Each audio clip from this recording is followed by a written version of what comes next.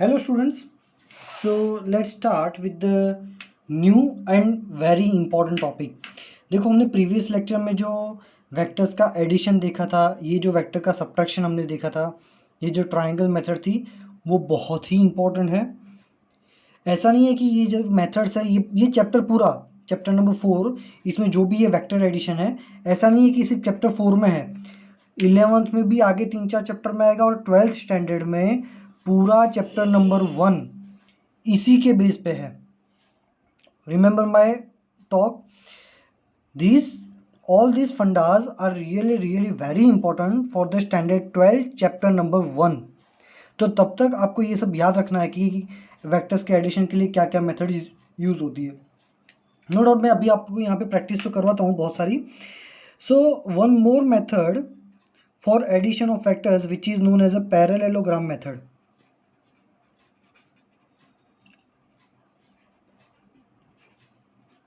Ready? So always remember, for example कि इन some case मान लो कि ऐसी कोई सिचुएशन आ गई और आपको ऐसे दो वेक्टर्स दिए हैं ए और बी। रेडी? एंड उनके बीच का एंगल है थीटा। तो अब ये चीज़ याद रखना,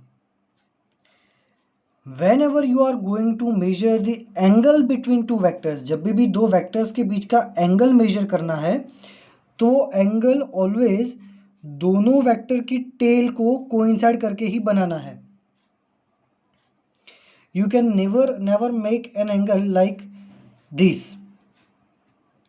ये एंगल थीटा पॉसिबल नहीं है बिकॉज ये दोनों के हेड के साथ बन रहा है। ठीक है, ऐसा भी पॉसिबल नहीं है, हेड और टेल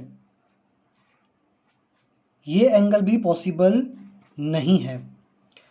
ऑलवेज रिमेंबर, दो वेक्टर्स के बीच में एंगल जब भी बनेगा दोनों के टेल्स के साथ ही बनेगा। तो ये वेक्टर्स में ये सब चीज़ें ना बहुत इंपॉर्टेंट होती है कि भी एडिशन में पहले का हेड के ऊपर दूसरे का टेल आना चाहिए, पहले के टेल से लेके दूसरे के हेड तक का वेक्टर वो रिजल्टेंट होता है। एंगल ऑलवेज दोनों टेल के बीच में बनता है। So these are the very important factors, क्योंकि यही छोटे छोटे कंसेप्ट को यूज़ करके बड़े बड़े न्यूमेरिकल सॉल्व होंगे। रेडी? चलो अब मान लो कि ऐसा कोई केस है कि उसमें you have given two vectors A and be like this, और आपको ये बोला है कि इन दोनों का एडिशन फाइंड करो, इन दोनों को ऐड करो, एडिशन करो इन दोनों का। So what are the chances? Same diagram मैं फिर से ड्रॉ कर रहा हूं। Vector A and vector B. Now in this case what will we do, हम सेम इसके जैसा ही एक वेक्टर यहां पे ड्रॉ कर देंगे। ये हो गया vector A having same length. Vector की लेंथ मतलब उसका मैग्नीट्यूड, दोनों का मैग्नीट्यूड सेम है, दोनों की डायरेक्शन भी सेम है। सेम इसके जैसा वेक्टर हम कहाँ ड्रॉ करेंगे? यहाँ पे ये है वेक्टर बी। रेडी? चलो कुछ नहीं किया, बस ये वेक्टर को उसके जैसा मैंने यहाँ पे ड्रॉ कर दिया और उसके जैसा यहाँ पे ड्रॉ कर दिया। अब देखो मान लो ये है वेक्टर नंबर 1। सो पहले वेक्टर का हेड, उस पे दूसरे वेक्टर का टेल, मतलब ट्रायंगल की दो साइड बन गई। ट्रायंगल की तीसरी साइड बनाने के लिए क्या करेंगे? पहले वेक्टर के टेल से स्टार्ट करेंगे तो दूसरे वेक्टर के हेड तक यहाँ पे अगर वेक्टर ड्रॉ करो तो ये हो गया हमारा resultant vector R is equal to A plus b. A और बी और इन दोनों का रिजल्टेंट हो गया R is equal to A plus b. Same चीज़ हम यहाँ पर भी देख सकते हैं। मान लो ये है वेक्टर नंबर 1। सो पहले वेक्टर का हेड, उसके हेड पे दूसरे वेक्टर का टेल, तो यहाँ पे हो गया दूसरा वेक्टर। पहले की टेल से स्टार्ट करो, दूसरे के हेड तक जाओगे तो R is equal to A plus B. इसमें भी हो गया पहले वेक्टर का हेड, पहले के हेड पे दूसरे का टेल, ये हो गया पहले के टेल से दूसरे का हेड। तो third side will be addition of this two. तो ऊपर वाला ट्राइंगल देखो या नीचे वाला ट्राइंगल देखो, the meaning is same. So this is the another method of determine the addition of vectors which is known as a parallelogram method because यहाँ पे एक parallelogram बनता है. Now one more very important thing. अब तक हमने जो भी एडिशन किया है ये और फिर ये या फिर प्रीवियस लेक्चर्स की बात करें तो प्रीवियस लेक्चर में हमने ये देखा था कि भी ए और बी को ऐड करो तो रिजल्टेंट बनता है ए प्लस बी. सो अब देखो हमने अब तक जितने भी रिजल्टेंट देखे ना वो सारे रिजल्टेंट वेक्टर्स हैं. ये हमारा पूरा रिजल्टेंट वेक्टर है, ये हमारा रिजल्टेंट वेक्टर है, ये भी हमारा रिजल्टेंट वेक्टर है. नाउ न्यूमेरिकल्स में हम ये क्या यूज़ करते हैं? न्यूमेरिकल्स में ऑलवेज हम मैग्नीट्यूड रखेंगे वेक्टर का. So how can we find magnitude of our resultant vector. ये हमारा जो रिजल्टेंट वेक्टर है उसकी वैल्यू कैसे फाइंड करेंगे? चलो तो यहाँ पे पहले रिजल्टेंट वेक्टर लिखो क्योंकि हमें रिजल्टेंट वेक्टर क्या मिला, r is equal to a plus B. ये था हमारा रिजल्टेंट वेक्टर. अब हमें वेक्टर की वैल्यू फाइंड करनी है. तो मैंने आपको बताया था कि वेक्टर की वैल्यू कैसे लिखते हैं, मोड में वेक्टर लिखते हैं. This mod vector in the mod represents value of this vector. Formula याद रखना, under root a square plus b square plus 2ab cos theta. जो दो वेक्टर को ऐड करके हमें फाइनली एक रिजल्टेंट वेक्टर मिला, अगर वो रिजल्टेंट वेक्टर की वैल्यू फाइंड करनी है तो फॉर्मूला होगा अंडर रूट पहले वेक्टर की वैल्यू. ये देखो मैंने यहाँ पे वेक्टर ड्रॉ नहीं किया, मतलब ये वेक्टर की जो भी वैल्यू है उसका स्क्वायर प्लस दूसरे वेक्टर की जो भी वैल्यू है उसका स्क्वायर प्लस 2 पहले की वैल्यू दूसरे की वैल्यू इंटू कॉस थीटा. ये थीटा कहाँ से लाएंगे भाई? Here theta is angle between vector A and vector B. तो इसीलिए मैंने ये डायग्राम को अलग से रखा था. यहाँ पे ए और बीच में जो बी के बीच में जो एंगल बन रहा है वो क्या है? थीटा. रेडी? समझ में आया? चलो सो ये हो गया हमारा रिजल्टेंट वेक्टर फाइंड करने का फॉर्मूला. तो देखो कोई भी वेक्टर की वैल्यू को कैसे लिख सकते हैं? वेक्टर की वैल्यू मतलब उसकी मैग्नीट्यूड या तो r लिखो या फिर सिंपली r लिखो, है ना. तो जैसे कि ये वेक्टर a है तो ये वेक्टर a की अगर वैल्यू लिखनी है तो क्या होगा भाई, मोड में वेक्टर a लिखो और सिंपली a लिखो. तो मैंने यहाँ पे सिंपली a और सिंपली b लिखा है. यहाँ पे मोड r की जगह पे तुम r भी लिख सकते हो, डजेंट मैटर. रेडी? समझ में आ रहा है? चलो सो ट्रायंगल मेथड से ही सेम हम एडिशन और सब्ट्रैक्शन दोनों ही कर सकते हैं. सब्ट्रैक्शन में यहाँ पे a माइनस बी हो जाएगा, ये b वेक्टर ऊपर है वो b वेक्टर नीचे आ जाएगा. बाकी theory same. Ready? But this formula is really very important. ठीक है, अब ये चैप्टर में वैसे देखने जाओगे तो बहुत सारे कंसेप्ट हैं. तो टेक्स्ट बुक में सारे कंसेप्ट एक साथ और अच्छे से नहीं दिए हुए हैं. तो मैं जैसे जैसे आपको कंसेप्ट बताता रहता हूँ कि भाई ये इंपॉर्टेंट, तो बेटर इज़ दैट कि आप अपनी नोटबुक में उसको कॉपी कर लो कि ये कंसेप्ट बहुत इंपॉर्टेंट है, भाई ये कंसेप्ट बहुत इंपॉर्टेंट है. ठीक है, चलो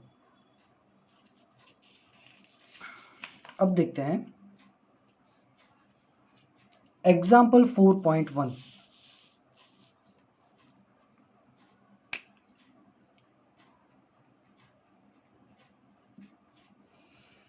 पे अटेंशन, क्या है?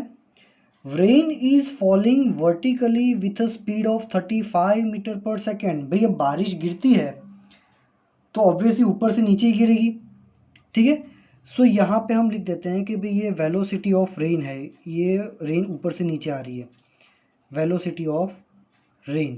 भाई वेलोसिटी ऑफ रेन वैल्यू कितनी दी है हमें, 35 metre per second. Wind starts blowing after some time with a speed of 12 metre per second. मतलब थोड़े टाइम के बाद है ना विंड, हवा लगनी स्टार्ट हो जाती है। और विंड कहाँ जा रही है, यहाँ पे आपको दिया है विंड की डायरेक्शन ईस्ट टू वेस्ट, तो यहाँ पे हमें डायरेक्शन ड्रॉ करनी पड़ेगी। देखो ये है ईस्ट और ये है वेस्ट, ये है नॉर्थ, ये है साउथ। तो विंड ईस्ट टू वेस्ट जा रही है, मतलब विंड जो है वो लेफ्ट हैंड साइड जा रही है। तो ये हो गया आपका वेलोसिटी ऑफ विंड। ठीक है, ओके। वेलोसिटी ऑफ विंड क्या दे रखा है अभी हमें, वेलोसिटी ऑफ विंड है 12 metre per second. In which direction should a boy waiting at a bus stop hold his umbrella? एक लड़का है जो बस स्टॉप पे खड़ा है, उसको अपनी अम्ब्रेला कौन सी डायरेक्शन पे रखनी पड़ेगी। अब आप लॉजिकली इस बात को सोचो कि बारिश हो रही है एग्जैक्टली नीचे, wind is blowing on the left hand side. अब विंड जब स्टार्ट होगा तो फिर भी बारिश के नीचे ही आएगी, नहीं, विंड क्या करेगा, बारिश की बूंदों को थोड़ा अपनी साइड ले जाएगा। तो फाइनली रिजल्टेंट रेन कौन सी डायरेक्शन में होगा, यहाँ पे होगा। तो ये है आपका रिजल्टेंट। ऑलवेज रिमेंबर अम्ब्रेला कहाँ रखनी चाहिए, जहाँ पे बारिश हो रही हो वहीं पे अम्ब्रेला रखनी चाहिए, है ना। अगर बारिश ऐसे सीधे आ रही है तो अम्ब्रेला भी भाई ऐसे सीधे रखो।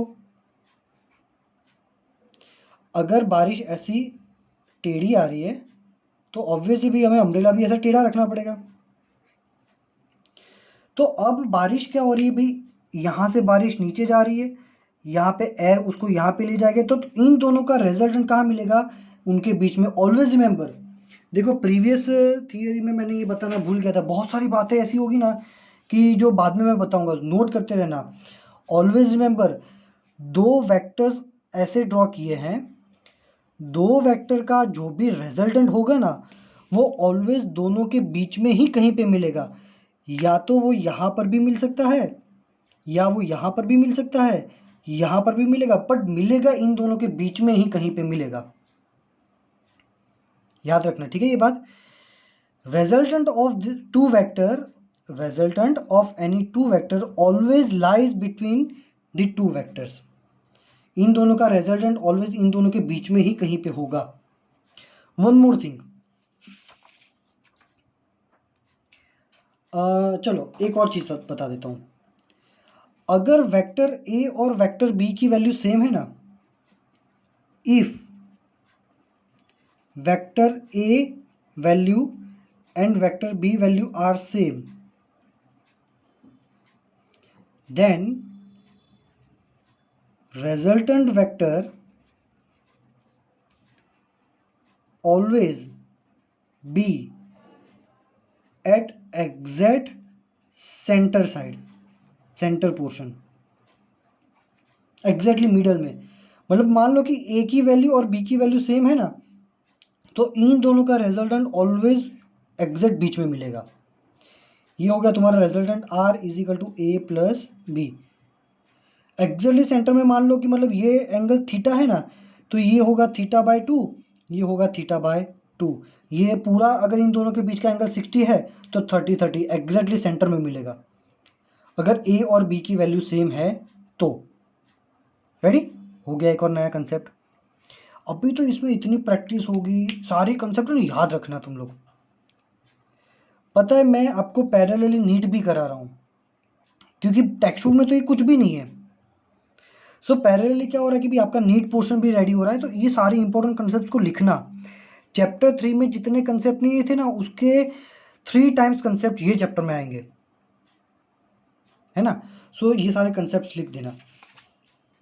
ओके, तो ये दो वेक्टर का रिजल्टेंट वेक्टर मुझे मिला यहाँ पे, ठीक है। तो अगर यहाँ पे अगर वो ट्रायंगल बनाए हम भाई, तो ये जैसा वी डब्ल्यू है वैसा ही मैंने वी डब्ल्यू यहाँ पे बना दिया। ठीक है, तो हो गया पहला वेक्टर, पहले की हेड पे दूसरे का टेल, और पहले की टेल से दूसरे के हेड तक का ये जो हो गया हमारा रेजल्टेंट वेक्टर हो गया। तो ये एडिशन हो गया। भाई रेजल्टेंट वेक्टर की वैल्यू क्या होगी, V R plus we W. तो यहाँ पे लिखो कि भाई मेरा जो रेजल्टेंट है वो है V R plus we W. ये हो गया मेरा रेजल्टेंट वेक्टर। ठीक है, चलो तो अब ये रेजल्टेंट वेक्टर की वैल्यू क्या होगी भाई। तो रेजल्टेंट वेक्टर की वैल्यू फॉर्मूला क्या था, under root we are square plus V W square plus 2 V R V W cos theta. यही चीज़ मैंने अभी लास्ट लेक्चर में अभी मतलब पढ़ाई थी मैंने प्रीवियस अभी थोड़े टाइम पहले ही, कि दो वेक्टर का जब एडिशन करो तो ये जो रेजल्टेंट है उसकी वैल्यू ये होती है a square plus b square plus 2ab cos theta. हो गया ना, a square plus b square plus 2ab cos theta. चलो अब थीटा क्या है, theta is a angle between two vectors. तो देखो मैंने आपको क्या बताया था कि थीटा क्या है कि दो वेक्टर के बीच का एंगल, कौन सा एंगल लेने का, जहाँ पे दोनों की टेल मिलती हो वो एंगल लेने का theta. Angle between two vectors मतलब दोनों की टेल जहाँ मिलती है वो। तो यहाँ पे देखो हम कौन से दो वेक्टर को ऐड कर रहे हैं भाई, वी आर और वी डब्ल्यू को ऐड कर रहे हैं। तो वी आर और वी डब्ल्यू की टेल यहाँ पे मिलती है, उनके बीच का एंगल कितना बन रहा है भाई, 90 डिग्री। समझ में आया। तो resultant vector R is equal to under root we are square plus V W square plus 2 v W cos 90। और हमको पता है कि भी कॉस 90 होता है 0। तो कॉस 90 0, तो ये पूरा टर्म कैसा हो जाएगा 0। So R will be under root we are square plus V W square. तो ये हमारी टेक्स्ट बुक में फॉर्मूला दिया हुआ है भाई डायरेक्ट, है ना। इसका एग्जैक्टली सॉल्यूशन होगा ऐसे। So resultant vector R is equal to under root we are square, भाई वी आर की वेलोसिटी क्या दे रखी है, वी आर की वेलोसिटी है 35। सो 35 का स्क्वायर प्लस 12 का square. So answer will be, पूरा सॉल्व करोगे ना तो आपको आंसर मिलेगा 37 मीटर पर सेकंड। मतलब ये फाइंड क्या किया हमने कि बारिश तो नीचे गिर रही थी 35 की स्पीड से, हवा चल रही थी 12 की स्पीड से यहाँ पे। तो हवा ने बारिश को की डायरेक्शन तो चेंज की, पर हवा ने बारिश की वेलोसिटी भी चेंज कर दी। कितनी कर दी, 37। हवा की स्पीड और बारिश की स्पीड मर्ज करके फाइनली जो बारिश की स्पीड हो रही, ये बारिश हो रही है तुम्हारी, ये आर, तो वो स्पीड हो गई 37। ठीक है, तो ये तो हमने क्या फाइंड किया कि भाई रेजल्टेंट रेन की वेलोसिटी क्या होगी 37। पर हमें ये थोड़ी फाइंड करना था भाई, क्वेश्चन को पढ़ने दो, in which direction should a boy waiting at a bus stop hold his umbrella. हमें तो ये देखना था कि भाई छाता कौन सी डायरेक्शन में रखेगा वो, पर ये भी फाइंड करना ज़रूरी है। शायद एग्जाम में ऐसा पूछ ले कि भाई ये और ऐसे ऐसे केस है, रेजल्टेंट रेन की वेलोसिटी क्या होगी, तो ये होगी। अब हम डायरेक्शन फाइंड करते हैं कि भाई छाता कहाँ पे रखेंगे। तो मैंने बोला कि जहाँ पे बारिश होती है वहीं पे छाता रखते हैं। तो मान लो कि अम्ब्रेला यहीं पे कहीं पे होगा, ये है हमारा अम्ब्रेला। ठीक है, चलो तो मान लो कि ये जो एंगल है वो है थीटा, इतना। तो ये ट्रायंगल में अब हम क्या करेंगे भाई, टेन थीटा लिखते हैं। Tan theta is equal to opposite by adjacent, मतलब वी डब्ल्यू बाय वी आर। रेडी, चलो तो वी डब्ल्यू कितना है, तो वी डब्ल्यू हमारे पास है, वी डब्ल्यू की वैल्यू दे रखी है 35, और वी आर की वैल्यू क्या रखी है, वी आर की वैल्यू है, ओ सॉरी वी डब्ल्यू कितना है 12, सॉरी हाँ, वी डब्ल्यू है 12 और वी आर कितना है 35। तो 12/35 को सॉल्व करोगे so you will get answer 0.343। मतलब पूरा आंसर मैं लिखूं तो टेन थीटा है 0.343। तो थीटा को सब्जेक्ट बनाओ तो थीटा हो जाएगा टेन इनवर्स 343। अब ये एंगल कितना है, इसको मेजर करने के लिए, इसको फाइंड करने के लिए हम natural log table, natural tangent का यूज़ करेंगे। अब नेचुरल टेंजेंट क्या होता है, तो भाई एक डेटा होता है। नेक्स्ट लेक्चर में मैं आपको सिखाऊंगा कि भाई इसकी वैल्यू कैसे फाइंड करते हैं, ठीक है। कि भाई tan थीटा की वैल्यू है 0.343, तो वो थीटा कितना होगा। रेडी, लॉग टेबल है ना, मुझे ढूंढना पड़ेगा, कोई बात नहीं, चलो मैं नेक्स्ट लेक्चर तक ढूंढ लूँगा। आपको एग्जाम में जब भी ये टाइप का न्यूमेरिकल आएगा तो आपको लॉग टेबल इजीली दे देंगे, मतलब वो बोर्ड वाले ही दे देते हैं। एक 5-6 पेज का 3 पेज जैसा बुकलेट होता है, आप बोलो कि मुझे लॉग टेबल चाहिए तो आपको लॉग टेबल प्रोवाइड कर लेंगे। ये वैल्यूज़ आपको रटने की ज़रूरत नहीं है, डिवाइड हो गया। बस इसमें से थीटा कैसे निकालना है वो नेक्स्ट लेक्चर में मैं आपको एक्सप्लेन करूँगा, ठीक है। तो यहाँ तक अगर किसी को कोई भी डाउट है, so you can ask me in the message section. Next lecture में मैं इसका थीटा कैसे फाइंड करना है वो सिखाऊंगा, ठीक है। Thank you very much students.